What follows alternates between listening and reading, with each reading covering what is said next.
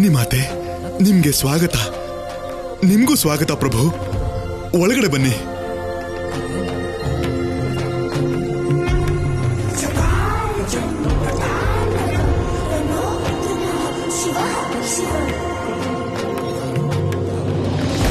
ಏನ್ ಹೇಳ್ತಾ ಇದೆಯಾ ದೋತಾಸುರ? ಪಾರ್ವತಿ ಅನಸೂಯ ಮನೆಯಿಂದ ಹೊರಟು ಹೋದ್ಲಾ? ಇಲ್ಲ ಅಸುರ ರಾಜ, ಹೋಗಿದ್ದಲ್ಲ, ಕಳಿಸಿದ್ದು. ಸತಿ ಅನಸೂಯ ಅವಮಾನ ಮಾಡಿ ಅವರನ್ನ ಅವರ ಮನೆಗೆ ಕಳಿಸಿದ್ದು. ಕೊನೆಗೂ ಹಾಗೆ ಆಯ್ತು ಮಹಾರಾಜ. ಪುನರ್ ಮೂಷಿಕೋ ಭವ. ಇದು ಶುಭ ಸಮಾಚಾರ. ನೀನಿನ್ ಹೋಗ್ಬೋದು.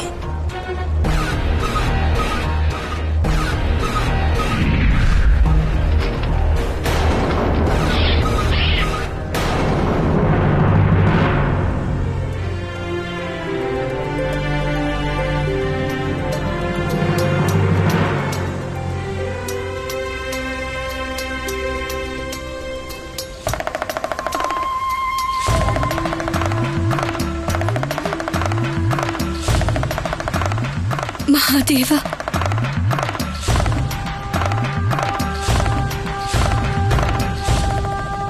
ನಮ್ಮ ಮಧ್ಯೆ ಇರೋ ಈ ಅಂತರ ಇನ್ನು ಎಷ್ಟು ದಿನ ಮಹಾದೇವ?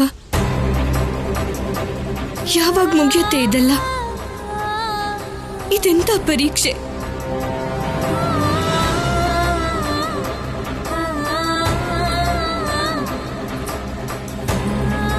ಮಹಾದೇವ, ಪರೀಕ್ಷೆನ ಜೀವಂತವಾಗಿದ್ದಾಗ ಕೊಡೋದಲ್ವಾ? ಆದ್ರೆ ಈ ವಿರಹ ನಾನು ಬದುಕೋ ಆಸೆನೇ ಕಿತ್ಕೊಳ್ತಾ ಇದೆ.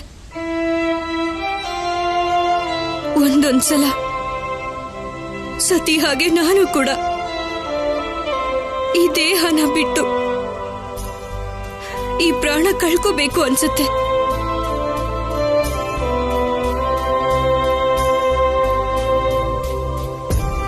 ಅದ್ರ ಜೊತೆಗೆ ಕಣ ಕಣದಲ್ಲೂ ಜೀವಂತವಾಗಿರೋ ನನ್ನ ಮಹಾದೇವನಲ್ಲಿ ಲೀನವಾಗಬೇಕು ಅನ್ನಿಸ್ತದೆ. ಸಾಕಾರದಿಂದ ನಿರಾಕಾರ ಆಗ್ಬೇಕು. ಆದ್ರೆ ಜಗತ್ತಿನ ಒಳಿತಿಗೋಸ್ಕರ ನಾನು ಸುಮ್ಮನಾಗ್ತೀನಿ ಮಹಾದೇವ. ನಾನೇನ್ ಮಾಡ್ಲಿ? ನಾನೇ ಈ ಜಗತ್ತಿಂದ ದೂರ ಆದ್ರೆ ಮಹಾಪ್ರಳಯ ಆಗೋಗತ್ತೆ. ನಿಮಗ್ ಗೊತ್ತಾ ಮಹಾದೇವ, ನೀವಿಲ್ಲದೆ ಜವಾಬ್ದಾರಿಗಳನ್ನ ನಿಭಾಯಿಸೋದು ನನಗೆಷ್ಟು ಕಷ್ಟ ಆಗ್ತಿದೆ ಅಂತ. ನನ್ನಿಂದ ಈ ಕ್ರೂರ ರೀತಿನ ಸಹಿಸೋದಕ್ಕಾಗ್ತಿಲ್ಲ ಮಹಾದೇವ, ಆಗ್ತಿಲ್ಲ. ನನಗೊಂದು ಸಮಯ ಕೊಡಿ. ನಾವು ಒಂದಾಗೋ ಸಮಯ ಯಾವುದು ಅಂತ ಹೇಳಿ ಮಹಾದೇವ. ಇನ್ನು ಎಲ್ಲಿವರೆಗೂ ನಾವಿಬ್ರು ಹೀಗೆ ಒಂದಾಗಿ ದೂರ ಆಗ್ಬೇಕಾಗಿದೆ? ಹೇಳಿ.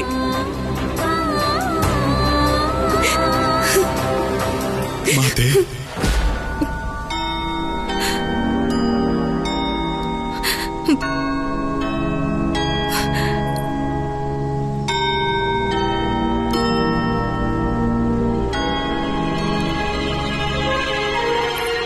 ನಂದಿ, ಮಹಾದೇವ ಎಲ್ಲಿ ಹೋದ್ರು? ನನಗೇನು ಹೇಳ್ದೆ ಮನೆಗೆ ಹೊರಟೋದ್ರ? ಇಲ್ಲ ಮಾತೆ. ಮತ್ತೆ ಎಲ್ಲಿಗೆ ಹೋದ್ರು? ನೀವೇ ಸ್ವತಃ ಬಂದು ನೋಡಿ ಮಾತೆ. ಬನ್ನಿ.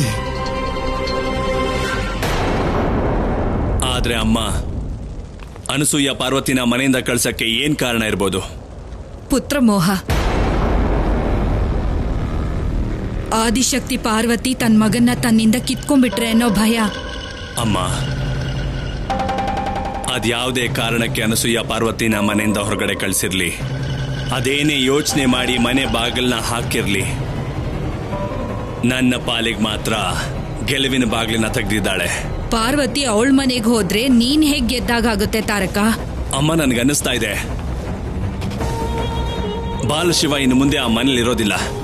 ಯಾಕಂದ್ರೆ ಪಾರ್ವತಿ ಆ ಮನೆಯಲ್ಲಿಲ್ಲ. ನನಗಿದು ಸಿಕ್ಕಿರುವಂತ ಸರಿಯಾದ ಸಮಯ. ದೇವ ಮತ್ತೆ ನಾರಾಯಣನ ಮೇಲೆ ಆಕ್ರಮಣ ಮಾಡಿ ಯಾರಾದ್ರೂ ಒಬ್ಬರನ್ನ ನಾಶ ಮಾಡಬೇಕು. ಹೌದು ಅಮ್ಮ, ಆ ತ್ರಿಮೂರ್ತಿಗಳಲ್ಲಿ ಒಬ್ಬರ ನಾಶದ ಅರ್ಥ ಗೊತ್ತಲ್ವಾ ನಿಮ್ಗೆ? ಒಬ್ರಿಗೆ ತೊಂದರೆ ಆದ್ರೆ ಉಳ್ದಿರೋ ಇಬ್ರು ದೇವರು ಶಕ್ತಿ ಕಳ್ಕೊಳ್ತಾರೆ, ದುರ್ಬಲ ಆಗ್ತಾರೆ. ಅಮ್ಮ, ಈ ತ್ರಿಮೂರ್ತಿಗಳ ಮಧ್ಯೆ ಒಂದು ದೃಢವಾದ ಬಂಧ ಇದೆ. ನಾನಾ ದೃಢವಾದ ಬಂಧನ ಕತ್ತರಿಸ್ತೀನಿ. ನನಗ್ ನಿನ್ ಯೋಚನೆ ಬಗ್ಗೆ ಹೆಮ್ಮೆ ಇದೆ ತಾರಕ. ನೀನು ತ್ರಿಲೋಕ ವಿಜಯ ಆಗೋ ಯೋಗ್ಯತೆ ಇದೆ. ಅಣ್ಣ, ದೇವ ಮತ್ತೆ ನಾರಾಯಣರ ಮೇಲೆ ಆಕ್ರಮಣ ಮಾಡೋದಕ್ಕೆ ಯಾವ ಸಮಯ ನಿರ್ಧಾರ ಮಾಡಿದ್ದೀರಾ? ಅದನ್ನ ನೀನೇ ನಿರ್ಧಾರ ಮಾಡಬೇಕು. ಹಾಗಾದ್ರೆ ನಿರ್ಧಾರ ಮಾಡಾಯ್ತು. ಯಾವಾಗ? ಈಗ್ಲೇ, ಇದೇ ಕ್ಷಣ. ಹಾಗಾದ್ರೆ ನೀನ್ ಈಗ್ಲೇ ಈ ಕ್ಷಣ ಆ ಅನಸೂಯನ ಮನೆ ಹತ್ರ ಹೋಗ್ಬೇಕಾಗತ್ತೆ. ಆ ದೇವನ್ನ ಆ ಮನೆಯಿಂದ ದೂರ ಕರ್ಕೊಂಡು ಹೋಗ್ಬೇಕು. ಸರಿ, ಆಮೇಲೆ? ಕರ್ಕೊಂಡು ಹೋದ್ಮೇಲೆ ದೇವ ಒಂಟಿ ಆಗ್ತಿದ್ದ ಹಾಗೆ ನನಗೆ ಮಾಯಾವಿ ದರ್ಪಣದಿಂದ ವಿಷಯ ತಿಳಿಸು. ನಾನು ನಿದ್ರಾಸ್ತ್ರ ಕಳಿಸ್ತೀನಿ. ಆ ದೇವನ್ನ ಮನಸ್ಸಿಗೆ ಬಂದಷ್ಟು ಕಾಲ ಮಲಗಿಸೋದಕ್ಕೆ. ಸರಿ ಅಣ್ಣ, ನಿಮ್ ತಂಗಿ ನಿಮ್ಮ ವಿಜಯದ ದಾರಿನ ಸುಗಮ ಮಾಡಿದಾಳೆ. ಈಗ್ಲೇ ಹೋಗಿ ಸೂಚನೆ ಕೊಡ್ತೀನಿ.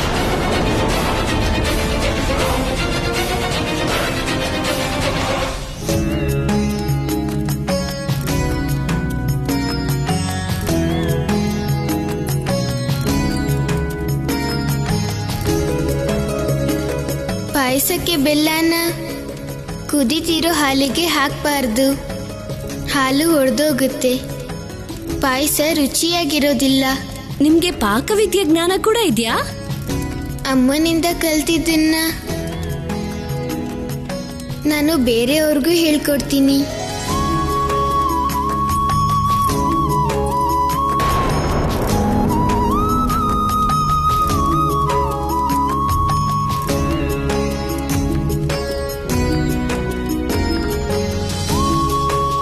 ನೀವೇನ್ ಮಾಡ್ತಿದ್ದೀರಾ ಮಹಾದೇವ?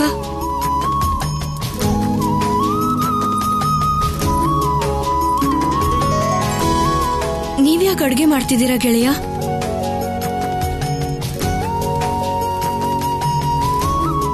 ನಿಮ್ಗೆ ನನ್ನ ಕೈಯಾರೆ ಮಾಡಿರೋ ಪಾಯಸನ ತಿನ್ಸೋದಿಕ್ಕೆ.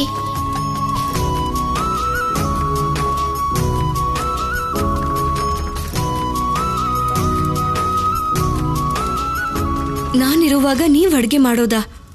ಇದು ಸರಿ ಇಲ್ಲ ಗೆಳೆಯ. ನೀವ್ ಹೋಗಿ ಕೂತ್ಕೊಳ್ಳಿ, ನಾನು ಅಡ್ಗೆ ಮಾಡ್ತೀನಿ.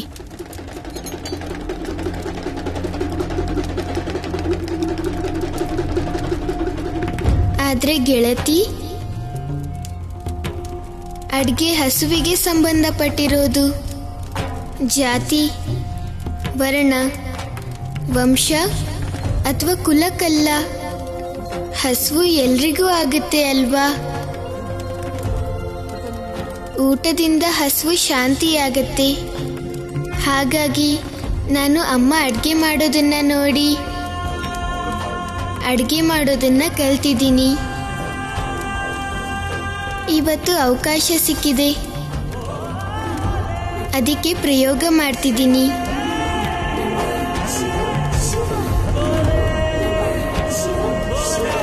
ಬಹುಶಃ ಈ ರೀತಿ ಸಂಸಾರದ ಅರ್ಥ ತಿಳ್ಕೊಳ್ಳೋಕೆ ನೀವು ಬಾಲರೂಪ ಧಾರಣೆ ಮಾಡಿರ್ಬೇಕು ಮಹಾದೇವ. ನೀವು ಇಲ್ಲಿ ಕಲ್ತಿರೋ ಪಾಠನ ನನ್ನ ಮೇಲೆ ಪ್ರಯೋಗ ಮಾಡ್ತಿದ್ದೀರಾ ಅಂದ್ರೆ ನಾನು ನಿಮ್ಮ ಈ ಪ್ರಯೋಗಕ್ಕೆ ಅಡ್ಡಿ ಬರೋದಿಲ್ಲ.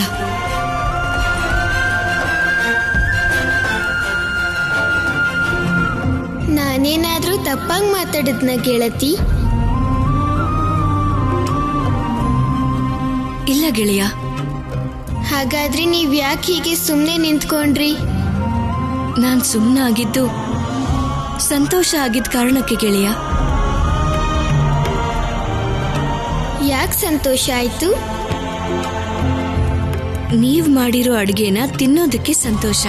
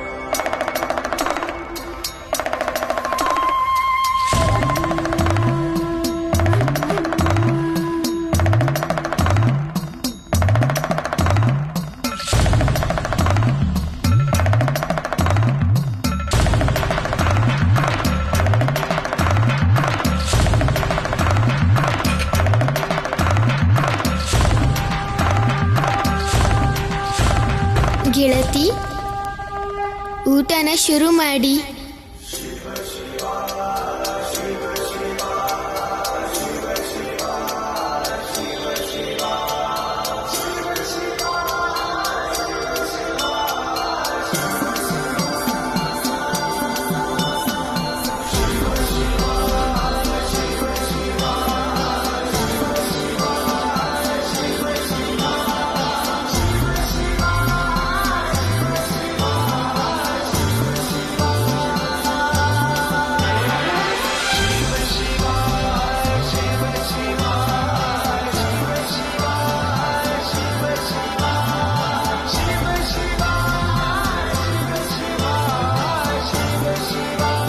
ಊಟ ಹೇಗಿದೆ ಗೆಳತಿ?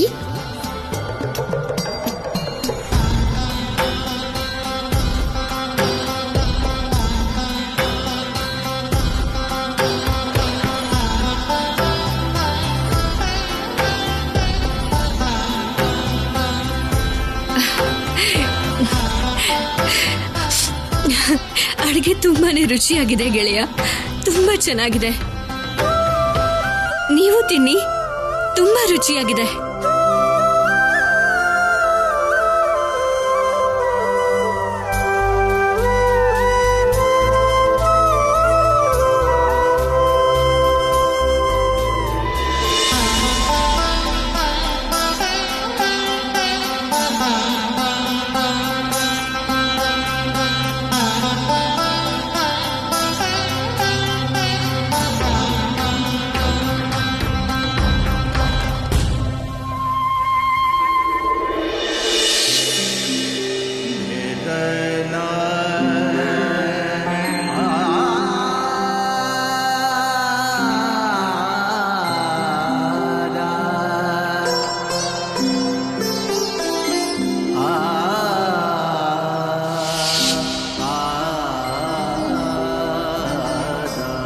ಗೆಳತಿ,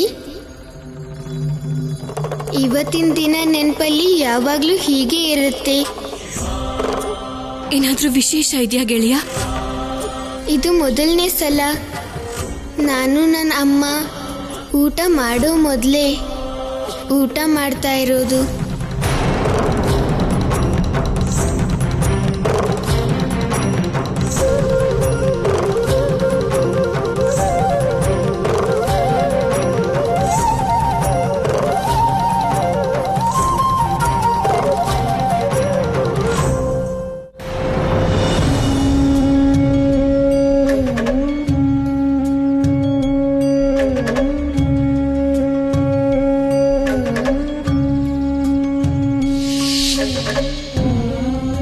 ಶಿವ, ಅಮ್ಮ, ನೀನ್ ನನ್ನನ್ನ ಬಿಟ್ಟು ಹೋಗೋದಿಲ್ಲ ಅಲ್ವಾ ಶಿವ? ಇಲ್ಲ ಅಮ್ಮ, ನಾನು ನಿಮ್ ಜೊತೆಲೇ ಇರ್ತೀನಿ, ಮತ್ತೆ ಯಾವತ್ತೂ ಎಲ್ಲಿಗೂ ಹೋಗಲ್ಲ.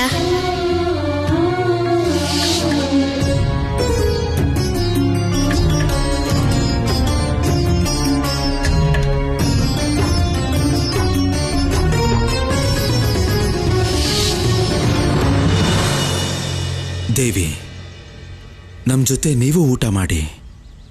ಇವತ್ತಿನ ತನಕ ನಾನು ಶಿವನ್ಗೆ ಊಟ ಮಾಡಿಸ್ದೆ ಯಾವತ್ತೂ ಊಟ ಮಾಡಿಲ್ಲ. ಮತ್ತಿವತ್ತು ಊಟ ಮಾಡ್ತೀನ ಋಷಿವರ್ಯ?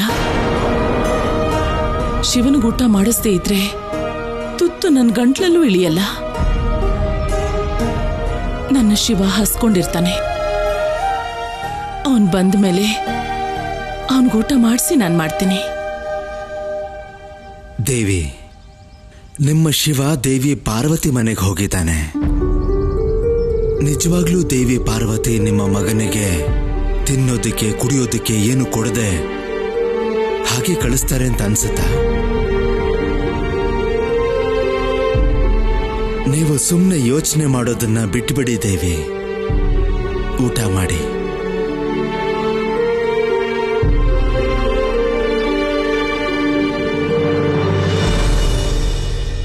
ನನಗಂತೂ ಹೇಗನ್ಸುತ್ತೆ ಅಂದ್ರೆ, ಶಿವ ದೇವಿ ಪಾರ್ವತಿ ಜೊತೆ ಇದ್ದಾಗ ನನ್ನನ್ನ ಮರ್ತೇ ಬಿಡ್ತಾನೆ.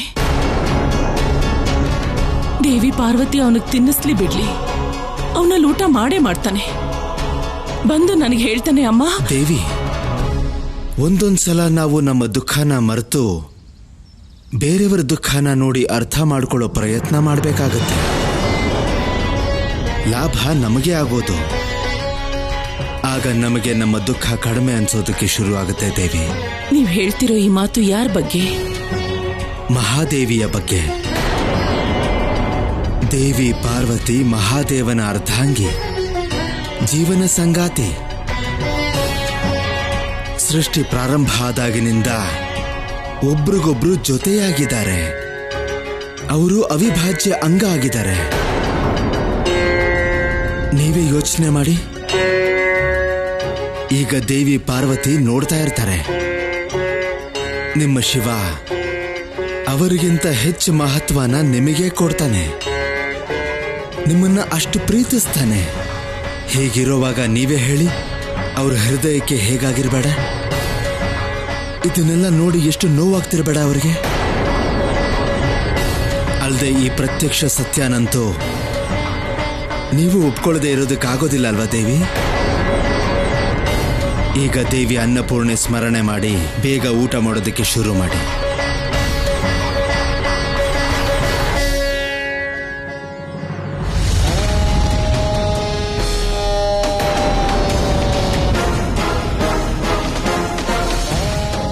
ನೀವ್ 4 ಜನ ಇವ್ರಗಳ ಮೇಲೆ ಕಣ್ಣಿಟ್ಟಿರ್ಬೇಕು. ತಪ್ಪಿದ್ರೆ ನಿಮ್ಮೆಲ್ರ ಕಣ್ಣು ಕಿತ್ ಹಾಕ್ಬಿಡ್ತೀನಿ.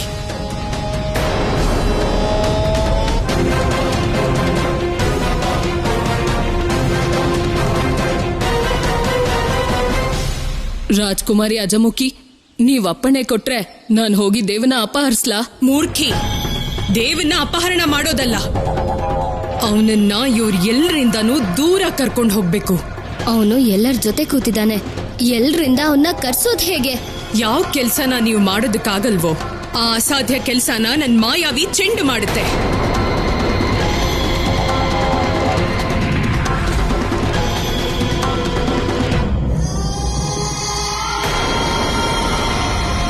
ಹೋಗು ಮಾಯಾವಿ ಚೆಂಡೆ, ಹೋಗಿ ದೇವನ್ನ ಆಕರ್ಷಣೆ ಮಾಡು, ಮತ್ತವನನ್ನ ಹೊರಗಡೆ ಕರ್ಕೊಂಡ್ ಬಾ.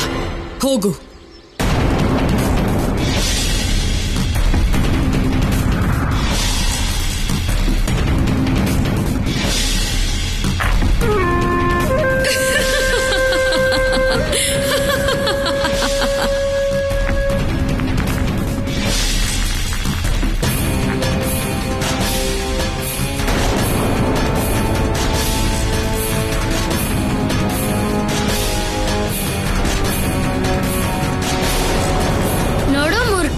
ಸಹೋದರ ನಾರಾಯಣ, ಎಷ್ಟು ಸುಂದರವಾಗಿದೆ ಈ ಚೆಂಡು. ಹಿಡಿಯೋಕ್ ಹೋದ್ರೆ ಅದಷ್ಟಕ್ಕದೆ ಹಿಂದೆ ಹೋಗ್ತಿದೆ. ಏನು? ಹಾ, ಆದ್ರೆ ನಾನು ಅದನ್ನ ಹಿಡಿತೀನಿ. ಆಮೇಲೆ ನಾವು ಈ ಚೆಂಡ್ ಜೊತೆ ಆಟ ಆಡ್ಬೋದು. ಮಾಯಾವಿ ಚೆಂಡು ಚೆನ್ನಾಗಿ ಮಾಯೆ ಮಾಡ್ತಿದೆ. ಹಕ್ಕಿ ತಾನಾಗೆ ಅಜಾಮುಖಿ ಬಲೆಗೆ ಬಂದು ಬೀಳ್ತಿದೆ.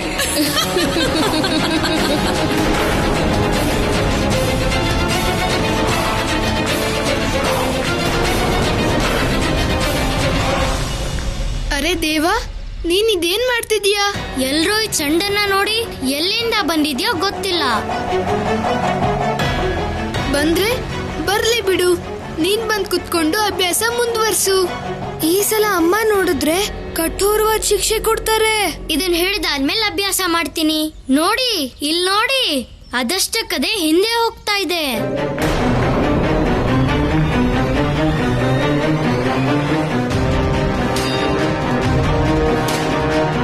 ನಾವು ದೇವನ್ನ ಬೇಗ ಕರ್ಕೊಂಡ್ ಬರ್ಬೇಕು ನಾರಾಯಣ. ಇಲ್ದಿದ್ರೆ ಇದೇ ವಿಷಯಕ್ಕೆ ಮತ್ತೆ ಅಮ್ಮಂಗೆ ಕೋಪ ಬರುತ್ತೆ.